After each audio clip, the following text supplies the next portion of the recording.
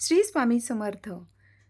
2026ची जी होळी येते, तर होळी येण्यापूर्वी आपण कोणते नियम पाळायचे आहेत आणि कोणत्या गोष्टी करायच्या आहेत, त्याबरोबरच अशी घरातले कुठले वस्तू आहे, की ती आपल्याला काढून टाकायची आहे. जर समजा आपण हे केलं नाही, तर होळीला जर ह्या चुकीच्या गोष्टी आपण करत राहिलो, तर आपल्या जीवनाची सुद्धा होळी व्हायला, राख रांगोळी व्हायला वेळ लागणार नाही. त्यामुळे आपल्याला आपल्या घरातून ह्या वस्तू जरूर काढायच्या आहेत, आपल्या जीवनातून त्या वस्तू काढायच्या आहेत. तर ते काय आहे? अतिशय छान महत्त्वाची माहिती सांगितलेली आहे.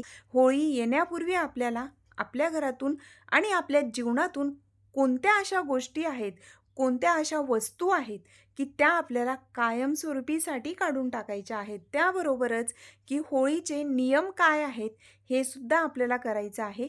तर हे नियम जरूर पाळा. जर ह्या गोष्टी केल्या तर आपल्या जीवनात सुख, शांती, समृद्धी, भरभराट होण्यास मदत होते.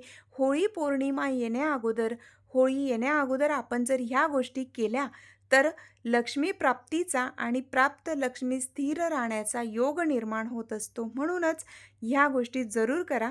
याविषयीची छान आणि अगदी सविस्तर माहिती स्वामींचा आशीर्वाद या आपल्या चॅनलवर व्हिडिओ आहे, तो जरूर पहा. आता जो व्हिडिओ पाहताय त्याच्या खाली जो त्रिकोण दिसतोय त्याच्यात तुम्हाला ती लिंक देणार आहे, तो व्हिडिओ जरूर पहा.